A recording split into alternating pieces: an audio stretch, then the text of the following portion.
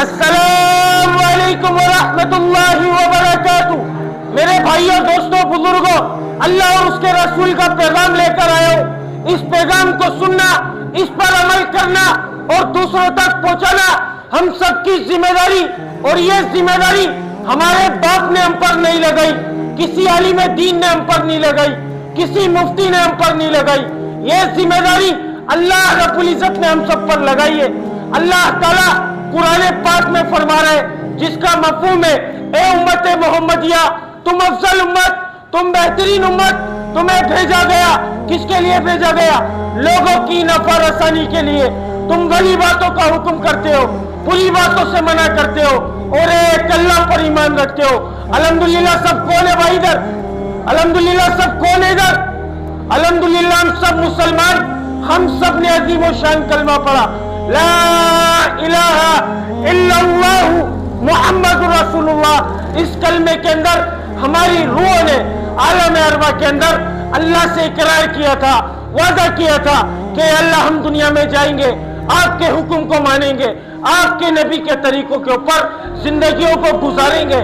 بھائی دنیا میں آئے تو دنیا کی چمک کو دیکھا، دنیا کی رنگینیوں کو دیکھا، دنیا کی غلاظت کو دیکھا، دنیا کے گٹر کو دیکھا، اور دیکھ کر اس کی گندگی کو اپنے دل میں ایسے بسا لیا، ایسے جتا لیا جیسے یہ ہمارا ٹھکانہ، ہمارے کو ادھر رہ کر جانا ہے، ہماری عیاشی کرنے کی جگہ یہ ہے، جتنی عیاشی کرنی ہے ہمارے کو ادھر کرنی ہے، آخرت میں جو ہوگا دیکھا جائے گا۔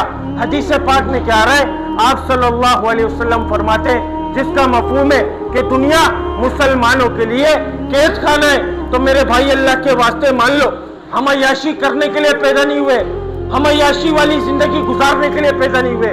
ہم لوگ مسلمان ہیں، اور مسلمان دنیا قید خانہ ہے میرے بھائی، مسلمانوں کے لیے قید خانہ ہے، اور کافروں کے لیے جنت ہے۔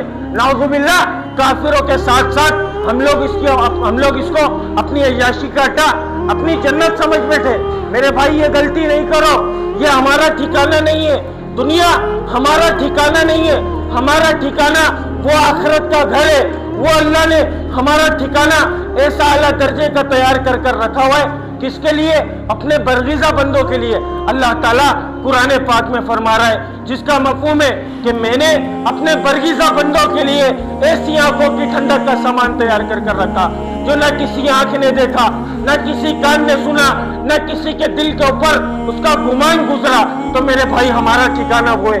وہ اللہ ہم سے کیا چاہ رہا ہے کلمہ پڑھنے کے بعد؟ کہ میرا بندہ میرے پاس آ جائے اور کامیاب ہو کر آ جائے۔ کامیابی کا دار و مدار اللہ تعالیٰ نے نہ مال میں، نہ ملک میں، نہ عہدے میں، نہ ڈگری میں، نہ صنعت میں، نہ تجارت میں، نہ وزارت میں، نہ میری سوچ میں، نہ میری چلاکی میں، نہ میری ذہانت میں، نہ میرے مال میں، نہ میری دکان میں، نہ میرے بنگلے میں، نہ میری گاڑی میں، نہ میرے لالچ میں، نہ ہی میری ہوشیاری میں۔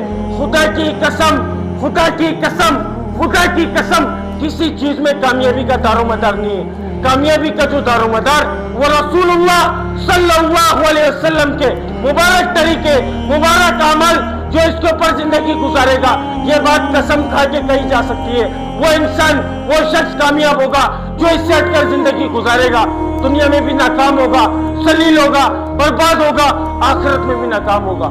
کلمہ پڑھنے کے بعد اللہ کا سب سے بڑا حکم ہم سب پر جو نازل ہوا، ہم سب پر جو فرض ہوا میرے بھائی، وہ نماز۔ اور آج مؤذن بلاتا ہے، حی علی الصلاۃ، حی علی الفلاح، آؤ نماز کی طرف، آؤ کامیابی کی طرف۔ تمہاری کامیابی نماز میں، تمہاری کامیابی اللہ کے حکم میں۔ لیکن خدا کی قسم ہمارے بھیجوں میں یہ بات نہیں گھس پا رہی۔ ہم اپنی کامیابی کو غلامی کے اندر، کسی کے طلبوں کو چاٹنے میں، دنیا میں، مال میں، ملک میں، عہدے میں، ڈگری میں ہم لوگ اپنی کامیابیوں کو تلاش کر رہے ہیں۔ اور اللہ کا حکم آ رہا ہے، حی علی الصلاۃ، حی علی الفلاح، آؤ نماز کی طرف، آؤ کامیابی کی طرف۔ میرے بھائی ہم سب کی 100% دنیا اور آخرت کی کامیابی اللہ کے حکم کو نبی کے طریقوں سے پورا کرنے میں اور نماز کے اندر ہے۔ اس کے علاوہ کوئی دوسرا راستہ نہیں ہے جو کامیابی کی طرف جاتا ہو۔ خدا کی قسم کوئی دوسرا راستہ نہیں ہے میرے بھائی جس سے ہم لوگ کامیاب ہو سکے۔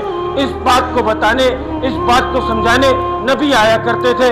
1,24,000 پیغمبر دنیا میں تشریف لائے، جتنے بھی نبی آئے سبوں نے ایک ہی بولو کو بولا، ایک کی بات کی دعوت دی کہ اے لوگوں پڑھ لو کلمہ لا الہ الا اللہ، کامیاب ہو جاؤ گے۔ جو وقت کے نبی کی بات کو مانتا تھا اللہ تعالیٰ اس کو کامیاب کرتا تھا، جو وقت کے نبی کی بات کو نہیں مانتا تھا اللہ تعالیٰ اس کو ناکام کرتا تھا۔ رسول اللہ صلی اللہ علیہ وسلم آخری نبی ہے، قیامت تک کوئی نبی نہیں آئے گا۔ مسلمان کا لفظ تو ہمارے منہ سے نہیں نکل پایا نا، اب اس بات کے اوپر تیز آواز سے بولنا ہے۔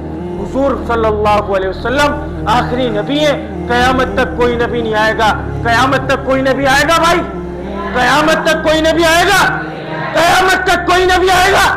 1,24,000 پیغمبر جب یہ پیغام لے کر دنیا میں آئے، قیامت تک کوئی نبی نہیں آئے گا۔ اس بات کا ایمان ہے، اس بات کا یقین ہے۔ اب یہ کام کون کرے گا؟ اس کام کی ذمہ داری کس کے ذمہ؟ اس کام کی ذمہ داری کس کے ذمہ؟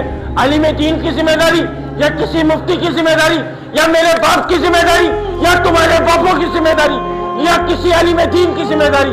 نہیں میرے بھائی، ہر وہ بندہ، ہر وہ شخص اس بات کا ذمہ دار، اس ذمہ داری کا ذمہ دار جس کے سینے میں لا الہ الا اللہ محمد رسول اللہ، وہ اس محنت کا ذمہ دار، وہ ماں کا بیٹا، باپ کا بیٹا، بیوی کا شوہر، بچوں کا باپ، دکان والا، کاروبار والا، دفتر والا، ڈگری والا، عہدے والا، رینجرز والا، پولیس والا، حکمران، سیاستدان 100% ہوگا، لیکن بعد میں ہوگا سب سے پہلے اللہ کے حکم کو نبی کے طریقوں سے پورا کرنے والا۔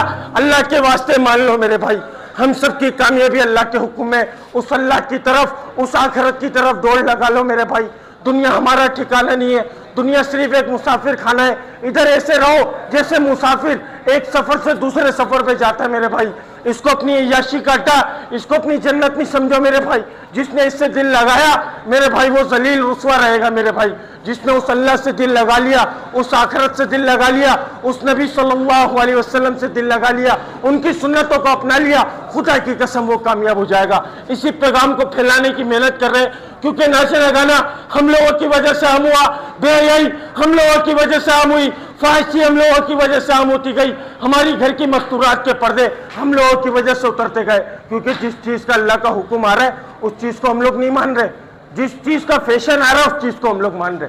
جو فیشن نیا نیا آ رہا ہے نا ہم لوگ اس کو اپنا رہے اور خوشی خوشی اپنا رہے، خوشی خوشی اپنا رہے، اور جس چیز کا اللہ نے حکم دیا نعوذ باللہ ہم اللہ کے حکم کو توڑ لیں۔ آج ہر انسان اللہ کو مانتا ہے، اللہ کے حکم کو کوئی نہیں مانتا بھائی، اللہ کے حکم کو کوئی نہیں مانتا۔ اس بات کی گواہی خالی مسجدیں دے رہی ہیں ہماری، اس بات کی گواہی ہماری مسجدیں دے رہی ہیں میرے بھائی۔